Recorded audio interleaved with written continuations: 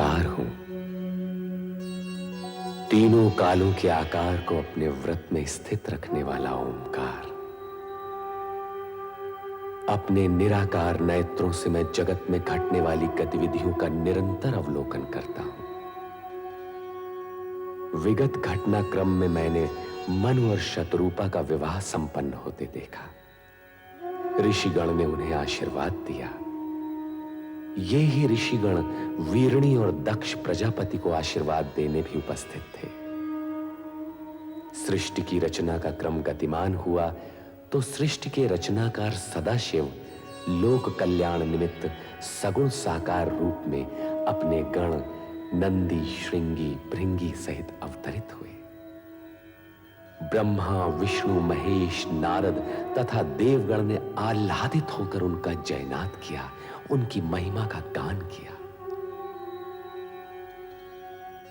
देवगण सदाशिव के अवतरण से प्रसन्न अवश्य थे, किंतु शक्ति के अवतार के प्रति जिज्ञासु भी थे। ब्रह्मा, विष्णु और नारद की जिज्ञासा का समाधान करते हुए सदाशिव ने स्पष्ट किया कि शक्ति अजन्मा नहीं होगी, उसका जन्म लौकिक होगा, वो सगुण रूप में प्रकट होगी। दक्ष प्रजापति शक्ति अवतार के पिता एवं वीरणी माता होंगी, ये जानकर ब्रह्मा जी आश्चर्यचकित होते हैं। कारण कि महान सिद्धि और सफलता के लिए कठोर तप की आवश्यकता होती है। मेरी बहनें आ रही हैं, अभी आप जाइए। यदि यूं ही भेज देना था तो मन के तार से खींचकर बुलाया ही क्यों था? फिर कभी अकेले में आ जाइएगा। अभी अब जाइए ना, अभी अब जाइए ना। जाऊं? अच्छा ये बात है।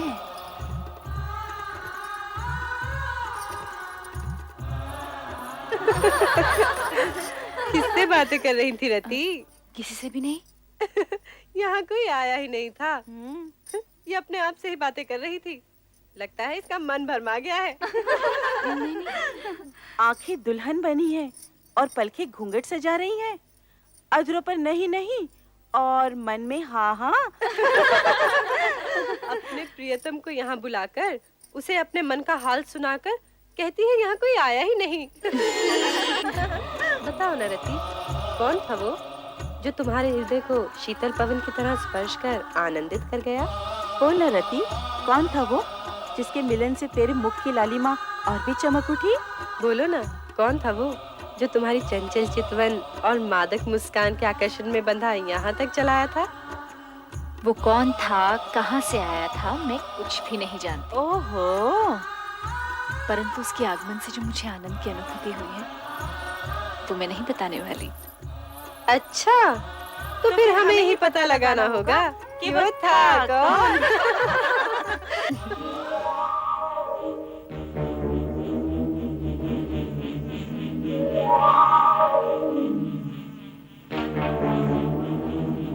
कामदेव, प्रिय पुत्र कामदेव। प्रणाम पिताश्री ब्रह्मदेव। आयुष्मान भव। किस ओर से आगमन हुआ और किस ओर प्रस्थान कर रहे हो? मैं तो ऐसे ही आकाश में भ्रमण कर रहा था परमपिता। ऐसा लगता है तुम दक्ष प्रजापति के महल से होकर आ रहे हो। क्या कह रहे हैं परमपिता? क्या तुम्हारी यही कामना नहीं है? चलो मेरे साथ। अब तुम्हारा रति से अधिक समय दूर रहना उचित नहीं है। आओ कामदेव।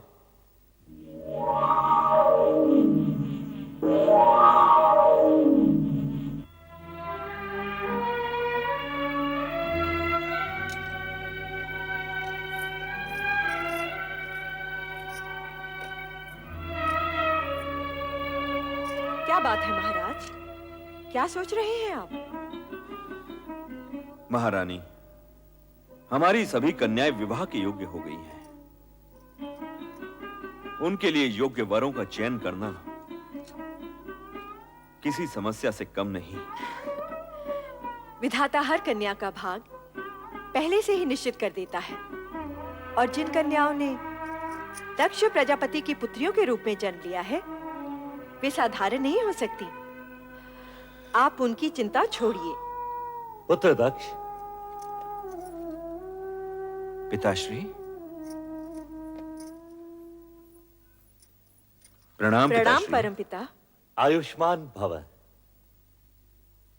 इन्हें पहचाना? ये पुष्प धनवा कामदेव हैं। इन्हें भला कौन नहीं जानता। संभवतः तुम ये नहीं जानते कि हम तुम्हारी चिंता दूर करने आए हैं। हमारी चिंता? चिंता कैसी पिताश्री? तुम्हारी पुत्री रति के लिए कामदेव ही सर्वश्रेष्ठ वर हैं। हमारी इच्छा है कि तुम इन दोनों का विवाह शीघ्र ही संपन्न कर दो। रति और कामदेव पति पत्नी के रूप में एक दूसरे के पूरक बनेंगे। अब सोचने का समय नहीं है दक्ष। हम जानते हैं रति का जन्म कामदेव के लिए ही हुआ है और इन दोनों की आकर्षण शक्ति एक दूसरे को निकट भी ला चुकी है। यदि ऐसा है तो आपकी आज्ञा हमें शिरोधार्य है परमपिता। हम आपकी आज्ञा का पालन शीघ्र ही करेंगे पिताश्री।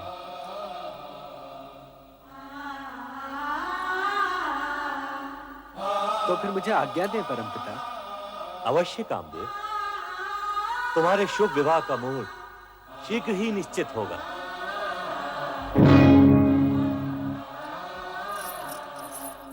अकस्मात आपके दर्शन पाकर हमें अपार हर्ष हुआ है परमपिता। वीरणी, दक्ष, हमारे आगमन का उद्देश्य रति कामदेव विवाह प्रस्ताव से कहीं अधिक महत्वपूर्ण है। हम तुमसे एक विशेष अनुरोध करने आए हैं। अनुरोध क्यों पिताश्री? आप आज्ञा दीजिए। आदिदेव महादेव रुद्रावतार का सगुण रूप लेकर कैलाश पर प्रकट हो चुके हैं। ये तो तुम्हें ज्ञात ही होगा। सुना अवश्य है पिताश्री, परंतु सर्वशक्तिमान होते हुए भी उन्होंने ये विचित्र रूप धारण क्यों किया, ये मेरी समझ से परे है। शिव का ये रूप वैराग्य, योग व भक्ति एवं श्रद्धा का मूर्तिमान स्वरूप है। इसे समझना बड़े बड़े ज्ञानियों के लिए भी कठिन है। समय आने पर तुम्हें उनकी महानता का परिचय होगा। आप सत्य कह रहे हैं परमपिता। आपसे अधिक भोलेनाथ के विषय में भला और कौन जान सकता है। परमपिता, पहले ये बताइए कि आप जिस अनुरोध की बात कर रहे थे वो क्या है? मैं शिवाज्ञा से तुम्हारे पास एक संदेश लेकर उपस्थित हुआ हूं। क्या है वो संदेश? तुम दोनों को आद्य शक्ति मां जगदम्बे को पुत्री रूप में पाने के लिए तपस्या करनी होगी। तपस्या? तपस्या क्यों पिताश्री? यदि शक्ति माता को हमारे यहां पुत्री रूप में जन्म लेने की इच्छा है तो वे उसी रूप में प्रकट होंगी। उसके लिए तपस्या की क्या आवश्यकता है? मैं भी यही सोच रही हूं। हमारी इतनी कन्याओं की तरह वो भी जन्म ले लेंगी। वे अन्य कन्याओं की तरह सामान्य कन्या नहीं होंगी। तपस्या करके उन्हें प्रसन्न किए बिना उनकी प्राप्ति असंभव है।